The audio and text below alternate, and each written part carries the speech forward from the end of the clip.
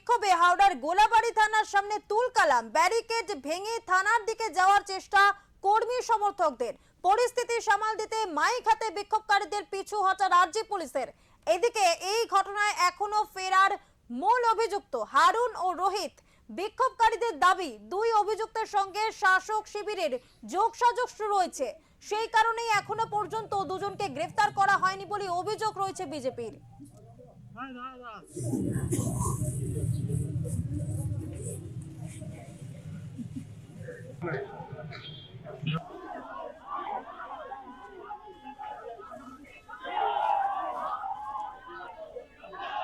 Promoter খুনের প্রতিবাদে বিজেপির বিক্ষোভে হাওড়ার গোলাবাড়ি থানার সামনে তুলকালাম পরিস্থিতি। ব্যারিকেড ভেঙে থানার দিকে এগিয়ে যাওয়ার চেষ্টা কর্মী সমর্থকদের। পরিস্থিতি সামাল দিতে মাইক হাতে বিক্ষোভকারীদের পিছু হটার আরজি পুলিশের।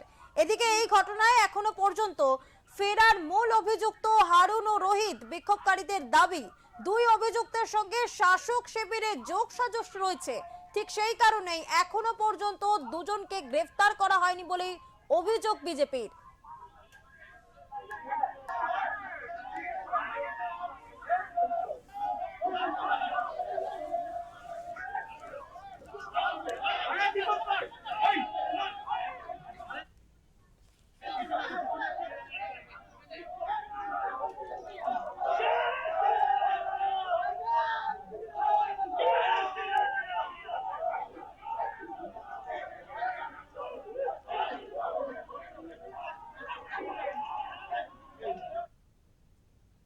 এই বিষয়ে কথা বলবো আমাদের প্রতিনিধি অনুপ রায়ের সাথে। অনুপ, তোমার থেকে জানতে চাইবো যে গতকাল থেকেই দফায় দফায় উত্তপ্ত হাওড়ার গোলাবাড়ি। ইতিমধ্যে যে খবর পাওয়া যাচ্ছে, অভিযুক্ত 3 জনকে আদালতে তোলা হয়েছে আজ, এবং সেখানে আজ বিজেপির বিক্ষোভ পর্যন্ত হয়েছে। ঘটনার সার্বিক যদি বিস্তারিত বলো। দেখো, গোলাবাড়ি পিলখানার যে শুটআউটের ঘটনা, এই শুটআউটের ঘটনায় গতকাল থেকে যে উত্তেজনা দেখা যাচ্ছে এলাকায়, যে দেখো ভাঙচুর থেকে মারধর, যে দুষ্কৃতিকারী যারা মেয়েছে রোহিত এবং হারুন, এই হারুনের ভাইয়ের গাড়ি ভাঙচুর করা হয়েছে, পুড়িয়ে দেওয়া হয়েছে, এলাকা অবরোধ দেহ রেখে দেয়, এলাকা অবরোধ করে রেখে দিয়েছিল এলাকার বাসিন্দারা। এরপরে দেখো শাসক গোষ্ঠী যে তৃণমূল এবং দুষ্কৃতিকারীদের যোগাযোগ, এই যোগের সূত্র ধরেই কিন্তু এলাকার বাসিন্দারা ক্ষোভে ঘুরছে। যে এলাকার বিধায়ক গৌতম চৌধুরী এবং দুষ্কৃতিকারী তাদের সঙ্গে বিভিন্ন জায়গায় বিভিন্ন প্রোগ্রামে তাদেরকে দেখা গেছে, এই অভিযোগ করে এলাকার বাসিন্দারা ক্ষোভে ঘুরছেন।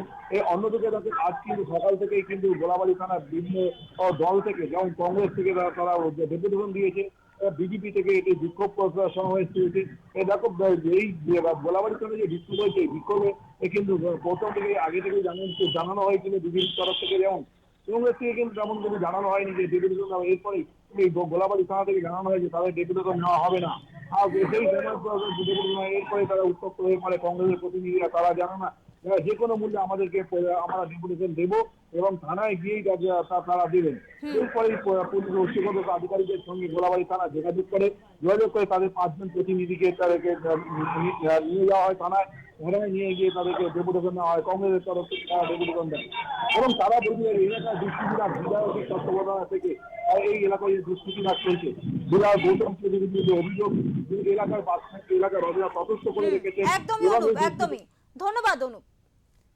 গোলাবাড়ি শুটআউটের ঘটনায় রীতিমতো উত্তপ্ত গোলাবাড়ি থানা এলাকা। গতকাল থেকেই দফায় দফায় উত্তপ্ত হয়ে উঠছে হাওড়ার গোলাবাড়ি থানার এলাকা। ইতিমধ্যেই 3 জনকে গ্রেফতার করা হয়েছে এবং তাদের আজ আদালতেও তোলা হয়েছে। এই মুহূর্তে বিজেপি সেখানে বিক্ষোভ দেখিয়েছে। রীতিমতো উত্তপ্ত পরিস্থিতি।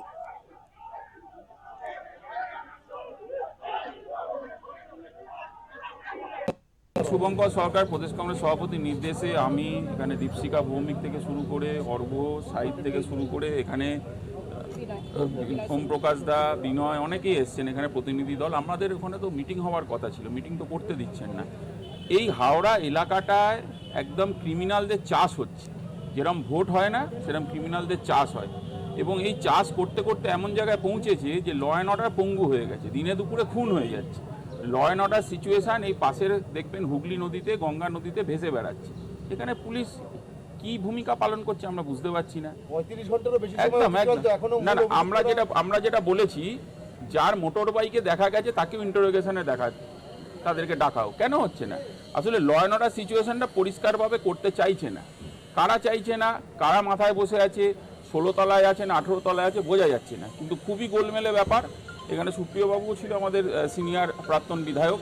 আমরা এগুলো বুঝিয়ে বলার চেষ্টা করেছি, বুঝলে ভালো, না বুঝলে আরও ভালো। তার কারণ পুলিশকে এক প্রকার কাজ করতে না দেওয়ারই পরিকল্পনা এই রাজ্য সরকারের, এবং পুলিশ কাজ করতে পারছে না, এটা দিনের আলোর মতন পরিষ্কার।